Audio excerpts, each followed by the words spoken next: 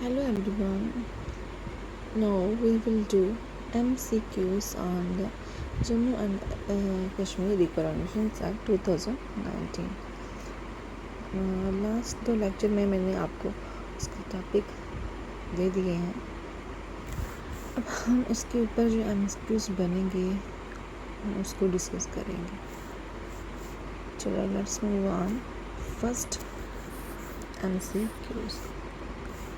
Who introduced the Reorganizations Act of Jammu and Kashmir in the Rajya Sabha on 5 August 2019? जो हमारा act है ये 2019 का जो पास हुआ है ये किसने इंट्रोड्यूस किया था राज्यसभा में?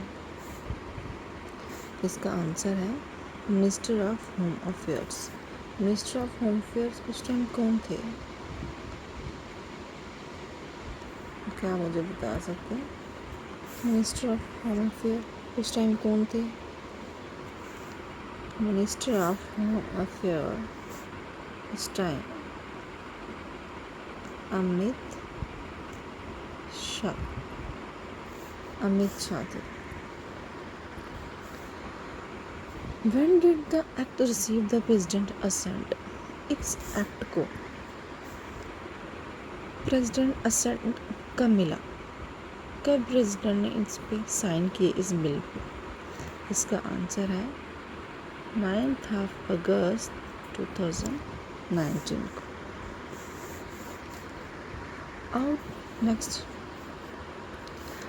Out of the 6 Lok Sabha seats allocated to the state of Jammu and Kashmir, how many seats of Ladakh and UT? जो हमारे लोकसभा सीट्स मैंने वहाँ पे आपको लेक्चर में बताया था, जो लोकसभा सीट्स थी एलोकेटेड है यूटी ऑफ जम्मू को और यूटी ऑफ लद्दाख को, वो बिल्कुल हमें पूरी डिस्कस की हुई हैं कितनी हैं. इसमें यहाँ पे आंसर क्या बनेगा कि लद्दाख यूटी का जो वो है लोकसभा सीट है वो कितनी है? 1. इसलिए यहाँ पे थोड़ा सा डिटेल में लिखा हुआ है section 10. On and from the appointed date, there shall be allocated 5 seats to the successive unity of Jammu and Kashmir. Jammu और कश्मीर की 5 सीट्स हैं and 1 seat to the Union Territory of Ladakh. और क्या है 1 सीट किसको मिली है? Union Territory of Ladakh को. ये पॉइंट आपको रिमेंबर रखना है. As per section, while the farmer will have legislative assembly, Ladakh will be administrated by a lieutenant governor alone. जैसे आपको पहले वहाँ पे पढ़ा था हमें लेक्चर में कि लद्दाख को कौन एडमिनिस्ट्रेट करेगा? Lieutenant governor alone. वो तो ठीक ही है. ठीक है, लेफ्टिनेंट ये आपको एक पॉइंट भी रिमेंबर रखना है कि जो लद्दाख है वो ओनली लेफ्टिनेंट गवर्नर ही करेगा. वहाँ पे कोई लेजिस्लेटिव असेंबली नहीं होगी. Legislative assembly only will be in JNK UT. और ये किस सेक्शन के थ्रू होगी? सेक्शन C, सेक्शन 14 के थ्रू. सेक्शन 14 के थ्रू आपको ये रिमेंबर रखना ये पॉइंट कि किसके थ्रू होगी? सेक्शन 14 के through. How many parts in the JNK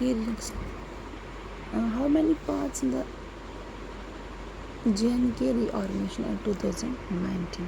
अब इसके पार्ट्स कितने होंगे? वैसे सेक्शंस होते हैं हमारे, शेड्यूल्स होते हैं, वैसे पार्ट भी होंगे. हमारे पार्ट्स कितने होंगे? इसमें पार्ट हमारे होंगे 14. कितने पार्ट होंगे हमारे? 14. Next, how many sections are Jammu and Kashmir Reorganization Act 2019? हमारे यहाँ पे कितने सेक्शंस होंगे? अभी सेक्शंस की बात कर रहे थे कि हमने पढ़ा भी है लेक्चर में. सेक्शंस कितने होंगे? सेक्शन हमारे होंगे 103. सेक्शन कितने होंगे हमारे? 103. हाउ मैनी शेड्यूल्स यहाँ पे होने, सॉरी पार्ट्स यहाँ पे हैं हमारे 14. सेक्शंस हमारे 103. और शेड्यूल्स, हाँ नेक्स्ट MCQ हमारा शेड्यूल के ऊपर ही है। How many schedules are in Jammu and Kashmir reorganisation act 2019। यहाँ पे कितने होंगे? 5। कितने होंगे? 5। As per which article of the Indian constitution the UT और Jammu and Kashmir shall be administered. कौन से आर्टिकल के थ्रू जो जम्मू एंड कश्मीर है वो जम्मू शैल बी एडमिनिस्ट्रेटेड, कौन से आर्टिकल के थ्रू जो होगा जम्मू एंड कश्मीर है जो एडमिनिस्ट्रेटेड होगा by the lieutenant governor with legislative assembly. वो आर्टिकल हमारा होगा 239A। कौन सा आर्टिकल होगा हमारा? 239A। Next Article 239A originally formulated for which union territory will also be applicable to Jammu and Kashmir। Article 239A जो है हमारा और किस यूटी को भी अप्लाई हुआ है, जो सेम एप्लीकेबल है जम्मू एंड कश्मीर को। यानी कि हमने जो जम्मू एंड कश्मीर का जो यूटीज हैं, जो लॉज हैं इसके, हमने किसी और यूटी के मॉडल से लिए हुए हैं। अगर आप यहाँ पे आंसर देखें, हमारा आंसर है यहाँ पे पौंडीचेरी। पौंडीचेरी जो क्या है, पौंडीचेरी के थ्रू जो उनका मॉडल है, जो वहाँ पे लॉस होंगे वो सारे सेम एज अप्लाई होंगे हमारे जम्मू एंड कश्मीर यूटी में। Next the legislative assembly may make law for any of the matters in the state list except। तो लेजिस्लेटिव असेंबली है, मैं ये पॉइंट भी पढ़ा आपको, अगर याद होगा, जिसने नहीं भी देखा वो लेक्चर्स, मेरे दोनों लेक्चर्स पहले देख लें, इनको पढ़ लें अच्छी तरह से। ये सारे MCQ हैं, ये सारे उसी पे बेस्ड हैं। हम पहले बहुत अच्छे, जिसने मेरे 2 लेक्चर देखे होंगे वो ये सारे MCQ करने में उसको कोई प्रॉब्लम नहीं होगी, वो देखते ही समझ आएंगे कि इसका आंसर क्या होगा। चलो, द लेजिस्लेटिव असेंबली में make law for any of the matters in the state list except. इसका मतलब है कि लेजिस्लेटिव असेंबली जो है हमारी, लेजिस्लेटिव असेंबली ओनली किसके लिए है? ओनली यूटी ऑफ JNK के लिए है। ओके, लद्दाख के लिए तो नहीं है। लेकिन लेजिस्लेटिव असेंबली जो भी लॉ बनाएगा, लॉस तो बनाएगा, बट किन 2 चीज़ों को छोड़ के, किन 2 चीज़ों के ऊपर वो लॉ नहीं बना सकता है?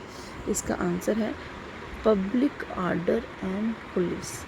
हमने एक पॉइंट वहाँ पे पढ़ा भी होगा कि जो पुलिस है in the JNK UT is governed और controlled by the centre. Okay, got it? Move on the next. Which article empowers the Indian Parliament to form a new state by separation of territory from any state or by uniting 2 or more states or parts of state? किस article के through हमें Indian parliament को ये हक है, बनता है कि वो किसी भी स्टेट को एक न्यू स्टेट भी बना सकते हैं, उनको सेपरेट भी कर सकते हैं और यूटी भी बना सकते हैं। तो कौन से आर्टिकल के थ्रू? आर्टिकल नंबर, इसमें आएगा आर्टिकल नंबर 3। कौन से आर्टिकल के थ्रू? आर्टिकल नंबर 3 के तहत जो हमारे इंडियन पार्लियामेंट है उनको ये मतलब पावर है कि वो किसी भी स्टेट को सेपरेट एक न्यू स्टेट बना सकते हैं,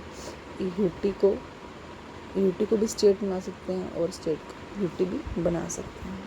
काटिल ऐसे यहाँ पे नीचे पॉइंट लिखा हुआ है, the 1954 order had a provision to the article 30 of the Indian Constitution stating that the Union would not alter the area, name and boundaries of Jammu State or Jammu Kashmir.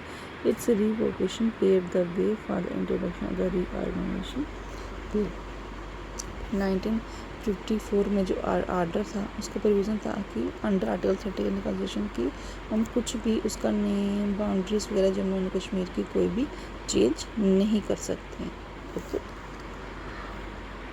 By how many votes the bill was passed by the Lok Sabha House? लोक सभा house में जब ये bill introduce हुआ था वहाँ पे भी तो वोटिंग होती है ना, तो हमें बताना है कि लोकसभा में कितने वोट्स के साथ ये जो बिल है हमारा पास हुआ था. यहाँ पे आंसर हमारा बनता है 370 वोट्स. आप याद रख सकते हैं कि इन्होंने 370 आर्टिकल हमारा है जो 370 आर्टिकल है उस वो अपने उन्होंने रिवोक कर दिया. तो आप सेम उसके साथ इंटरलिंक करके बोल सकते हैं, इंटरलिंक करो इसको, अगर रिमेंबर कर सकते हैं कि हमारे वोट्स भी जो लोकसभा में मिले वो 370 ही मिले. यहाँ पे नेशनल एक्शन लिखे विद इन फेवर. 370 वोट्स वो फेवर में थे और 70 वोट्स क्या थे, अगेंस्ट थे. यानी कि टोटल वोट थे हमारे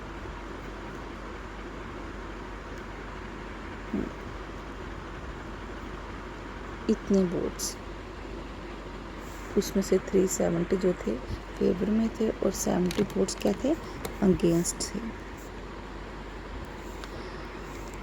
what does election commission means as per section 2 of JN Kashmir reorganisation act 2019? इसका क्या मतलब है कि इलेक्शन कमीशन जो अंडर है सेक्शन 2 के JN के रीऑर्गेनाइजेशन एक्ट 2019 के. The election commission appointed by the president under article 324. इसका मतलब है जो इलेक्शन कमीशन जो हमारी अपॉइंटेड करती है वो president under by the president under कौन से आर्टिकल के through, 324. Next 14. Central governments came under specific criticism for the change to the Jammu and Kashmir Civil Service Decentralization as Recruitment Act 2010, which resulted in a modification to the state recruitment. Central government came under specific कौन से law के through, ये part है, ये BCOD. Central government came under specific criticism for the Central Jammu and Kashmir Civil service act which resulted in modification in the state. कौन से central government के अंदर कौन सा स्पेसिफिक क्रिटिसिज्म है जो जम्मू एंड कश्मीर के जो सिविल सर्विस एक्ट जो है उनको चेंज करेगा, which resulted in modification to the state. उसका मतलब है कि जो हमारा मॉडिफिकेशन क्या होगा इन द स्टेट. इसका आंसर यहाँ बनता है हमारा डोमिसाइल लॉ. आपको पता है वो डोमिसाइल सर्टिफिकेट हमारे बन रहे हैं. डोमिसाइल सर्टिफिकेट हम जो बना रहे हैं वो सेंट्रल गवर्नमेंट के थ्रू तो बन रहे हैं, उनकी वजह से चेंज आया है हमारे यहाँ. Next, who will be eligible for domicile of Jammu and Kashmir. देखो पॉइंट आ गया, who will be eligible for domicile of Jammu and Kashmir के एलिजिबल कौन होगा. Resided for a period of 15 year in the union territory of Jammu and Kashmir. Answer हमारा यहाँ पे D है. Option को डिस्कस कर लेते हैं. Resided for a period of 15 years in the union territory of Jammu Kashmir, यानी कि वो 15 ईयर्स तक यहाँ पे रहा होना चाहिए, 15 ईयर्स यहाँ पे. और migrant register by the rehabilitation commission of unity. और माइग्रेंट जो वहाँ कहीं से आए हुए हैं जो वो उनको यहाँ पे रजिस्टर्ड होना चाहिए उनका सब कुछ, कमीशन बाय द यूटी के थ्रू उनका सब कुछ रजिस्ट्रेशन रिहैबिलिटेशन वो होना चाहिए. has studied for a period of 7 years and appeared in class 10th and 12th examination in an education institute located in the UNDLE. has studied for यहाँ पे उसने कितनी देर तक स्टडी की होनी चाहिए, 7 ईयर तक स्टडी की होनी चाहिए. And appeared in class 10th and 12th. और कौन से क्लास में appeared होना चाहिए उसको, 10th and 12th. यानी कि जो बोर्ड एग्ज़ाम है हमारे यहाँ के एजुकेशन के उसमें उसको अपीयर्ड होना चाहिए, तभी वो एलिजिबल होंगे हमारे domicile of Jammu and Kashmir के लिए. Okay, got it. The reorganisation bill 2019 envisages the total number of legislative assembly seats 107 in Jammu and Kashmir. Out of this 100 seats, how many seats will remain vacant for the इसमें मतलब ये AIIMS जो 16 है इसका यही मतलब है कि जो हमारा पाकिस्तान ऑक्यूपाइड कश्मीर है वो उनके लिए वहाँ पे हमने कितने वेकेंट सीट रखी हुई हैं. आपको ये तो पता ही होगा, काफ़ी फर्क पड़ चुके हैं. उनके लिए वेकेंट सीट्स कितनी हैं? 24 सीट्स. लेफ्टिनेंट गवर्नर में nominate how many movement members if they. Lieutenant जो गवर्नर है वो कितनी वुमेन्स को नॉमिनेट कर सकता है इन द लेजिस्लेटिव असेंबली में, इन JNK UT में. वो कितनी कर सकता है? 2 in legislative assembly.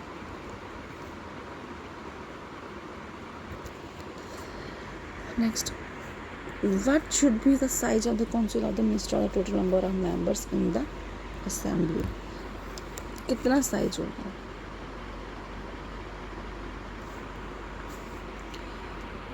what will number of members in the, इसका आंसर हमारा यहाँ बनेगा will not be more than 10%, यानी कि 10% से ज़्यादा नहीं होने चाहिए.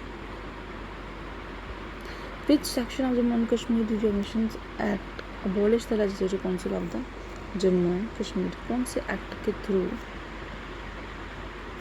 जो है वो अबॉलिश कर सकते हैं the legislative council of the existing state of Jammu and Kashmir. Jammu and Kashmir की स्टेट थी उसकी अबॉलिशमेंट जो की है लेजिस्लेटिव काउंसिल की, वो कौन से सेक्शन के अंडर के थ्रू हुई है? वो सेक्शन 57 के थ्रू हुई है. कौन से सेक्शन में? 57 section. which of the following statement is correct. कौन सी स्टेटमेंट जो क्या है वो करेक्ट है?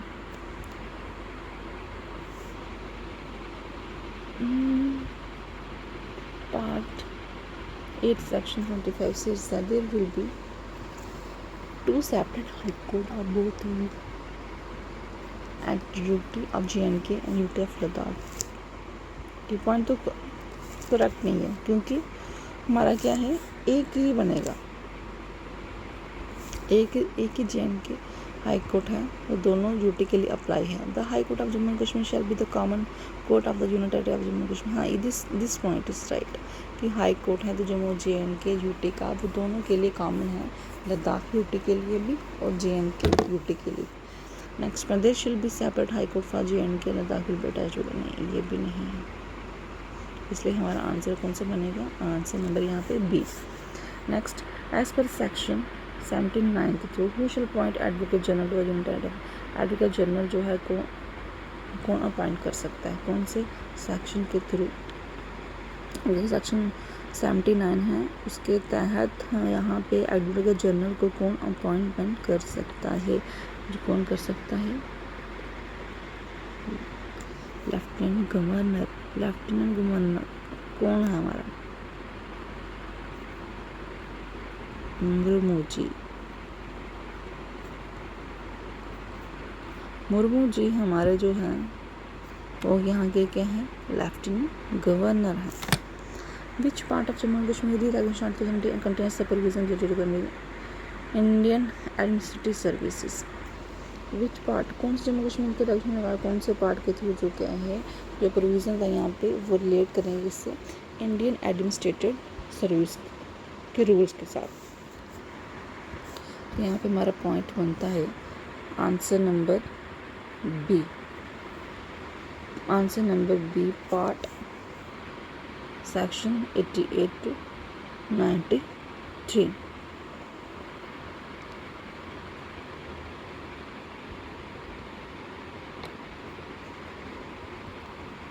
नेक्स्ट पॉइंट पे हम आते हैं.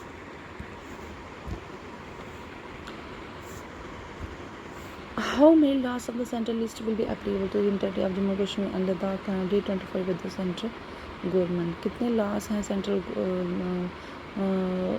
लिस्ट के विल बी एप्लीकेबल होंगे तो UT को, जम्मू कश्मीर को और UT ऑफ लद्दाख को. तो कितने laws होंगे? 106.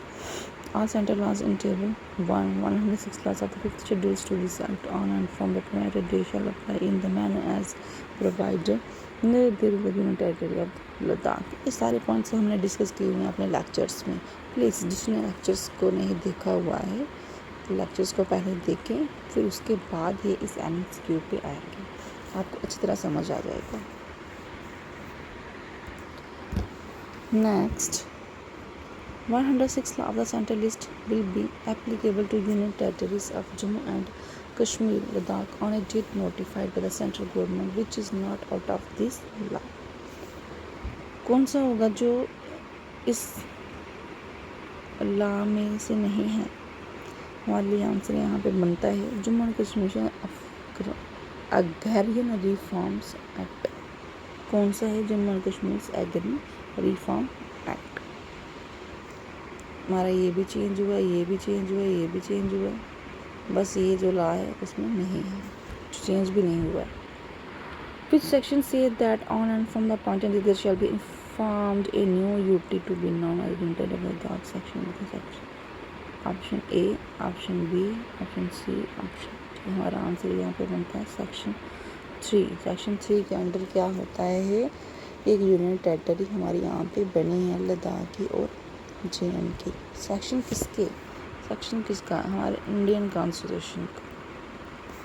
आपको ये भी रिमेंबर रखना है कि सेक्शन किसका? इंडियन कॉन्स्टिट्यूशन के थ्रू के का जो आई है सेक्शन 3, उसके तहत ही सब कुछ हुआ है. Okay, next point. Which section says that on and from the point in there shall be formed a new unit to be known as Unity of Jammu and Kashmir. Ladakh, ये पहले लद्दाख की बात करी. नीचे लद्दाख में कौन से सेक्शन के थ्रू हुआ? सेक्शन 3 की. ये लद्दाख की बात हो रही है, लद्दाख की. लद्दाख सेक्शन 3 के अंडर था और JNK UT है ये सेक्शन 4 के. ये पॉइंट्स रिमेंबर रखना है. ये कौन सा सेक्शन है? UT ऑफ लद्दाख का 3rd और UT ऑफ JNK का है 4th. There shall be administrator appointed under which article of the Constitution of UT and Jammu Kashmir shall be designated as Lieutenant Governor. कौन से आर्टिकल के through ये होगा कि यहाँ पे हमारा JNK में है जो लेफ्टिनेंट गवर्नर ही एडमिनिस्ट्रेट करेगा UT of Jammu and Kashmir. कौन सा आर्टिकल? हमारा आर्टिकल 239. कौन सा आर्टिकल है हमारा? 239. ऑन अक्टूबर 39 की कौन सी डेट है? जब हमारा कम इनटू फोर्स हुआ था. आपको याद रखना चाहिए कि 31 अक्टूबर 2019 को हमारा जो ये क्या है कम इनटू फोर्स. कौन सा कम इनटू फोर्स होता है? जो एक्ट था 2019 JNK का रीऑर्गेनाइजेशन एक्ट.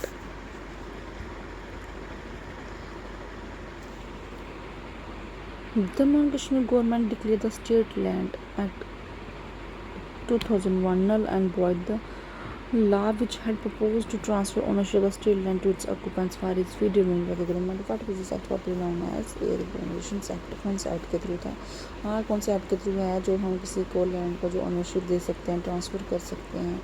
और वो कौन सा एक्ट है? वो एक्ट है हमारा यहाँ पे रोशनी एक्ट. कौन सा एक्ट है? Roshni act. Next point. 31 seat reserve for SC.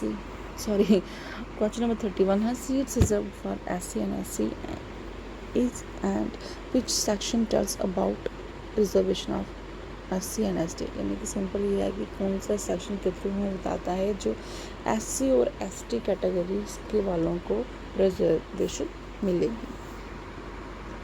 वो हमारा यहाँ पे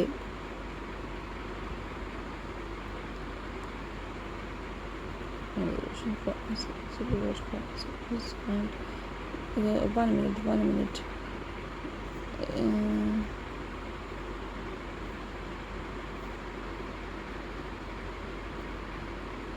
proportional to the populations under, इसका आंसर यहाँ पे बनता है प्रोपोर्शनल टू द, यानी कि ऐसे कैटेगरी वालों को, लोगों को जो यहाँ पे रिजर्वेशन मिलेगी वो किससे मिलेगी, किस तरह से इनकी मतलब रिजर्वेशन सेट करी हुई है, रिजर्वेशन में सेट करी हुई है proportional to the population under 14, यानी कितनी पॉपुलेशन है उनकी ऐसी और ऐसी कैटेगरी के उनके हिसाब से वहाँ उनको SC और ST वालों को यहाँ पे रिजर्वेशन मिली है। Who created Central Advisory Committee in UT of JNK and UT Ladakh for finance, water, distribution, electricity? कौन क्रिएट करेगा यहाँ पे सेंट्रल एडवाइजरी कमेटी, कौन करेगा हमारे, अगर यहाँ पे वाटर फाइनेंस का लाएगा, फाइनेंस की प्रॉब्लम होगी या वाटर की डिस्ट्रीब्यूशन की होगी, इलेक्ट्रिसिटी डिस्ट्रीब्यूशन होगी, उसके लिए कौन करेगा, उसके लिए हमारे यहाँ पे कौन करेगी, सेंट्रल गवर्नमेंट, कौन करेगी, central government. Who appointed Lieutenant Governor of UT of JNK under which articles? कौन से आर्टिकल के थ्रू यहाँ पे विच लेफ्टिनेंट गवर्नर हमारा यहाँ पे अपॉइंट होगा, यहाँ पे क्या आएगा, यहाँ पे ये prime minister under article 239A, कौन सा पॉइंट का आंसर हमारा यहाँ बनता है कि आर्टिकल्स 239A के तहत। Which districts are included in the UT of Ladakh after the JNK region? कौन सी UT, जो UT of लद्दाख है, UT of लद्दाख है, उसके अंदर कौन से दोनों डिस्ट्रिक्ट्स आई हैं, वो आई हमारी यहाँ पे कारगिल और ले, दो हमारी डिस्ट्रिक्ट उसके अंडर आई हैं, जैसे यहाँ पे थोड़ा सा एक्सप्लेन भी किया हुआ है। अच्छा, as per the JNK Relations Act 2019 Kargil and Leh district जो क्या हैं, करगिल एंड ले डिस्ट्रिक्ट जो क्या हैं, unit of Jammu and Kashmir will compromise the remaining territories existing state of the UT के अंदर हमारी यहाँ पे क्या है, करगिल और ले। Who administrated next, who administrated the UT of Jammu and Kashmir, UT का और जम्मू कश्मीर का एडमिनिस्ट्रेटर को उनका यहाँ पे है हमारा प्रेसिडेंट ऑफ इंडिया। नहीं, इसका पॉइंट ये तो बन नहीं सकता, प्रेसिडेंट ऑफ इंडिया कैसे हो सकता है,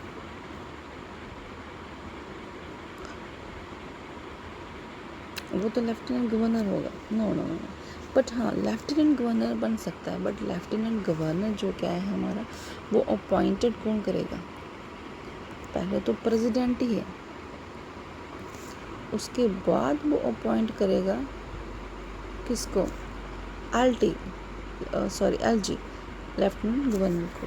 यहाँ पे आप एक्सप्लेन भी किया था कि territory of Jammu and Kashmir is administrated by the president, administrator किसने करना, प्रेसिडेंट थ्रू एंड, लेकिन वहाँ पे इंटरमीडिएट कौन है बीच में, इन्होंने किसको रखा हुआ बीच में, through and administrator appointed by him, जिसको क्या बोलेंगे हम, लेफ्टिनेंट गवर्नर को। Next, which articles in the Indian Constitution deal with the special status of Jammu and Kashmir? ये तो सबको पता है कि आर्टिकल 370 था इंडियन कॉन्स्टिट्यूशन का, जो उसको स्पेशल स्टेटस मिला हुआ था। Article 370 of Indian constitution give special status to Jammu and Kashmir, article 370 के थ्रू ही एक स्पेशल स्टेटस मिला हुआ था जम्मू एंड कश्मीर को। Next, which articles empowered JNK state legislature to define permanent residence, provide special right to them? कौन से आर्टिकल के through जो है JNK वो डिफाइन करता था परमानेंट रेजिस्टेंस और provide special right to them, कौन से आर्टिकल के, आर्टिकल यहाँ पे आएगा आर्टिकल 35A, आर्टिकल 35 के अंदर हमें क्या मिला था, स्पेशल यहाँ पे जो राइट्स थे और क्या थे, जो डिफाइन करता है यहाँ पे परमानेंट रेजिडेंस को। यहाँ पे ऐसे एक्सप्लेन किया, article 35 Indian constitution was an article that empowers Jammu and Kashmir state legislature to the define permanent residence of the states and provide special status and privileges to them. जो आर्टिकल 35 है वो special rights है यहाँ पे provide कर सकता है यहाँ के सिटीजन्स को और यहाँ के और लोगों को परमानेंट रेजिडेंट डिफाइन करता है।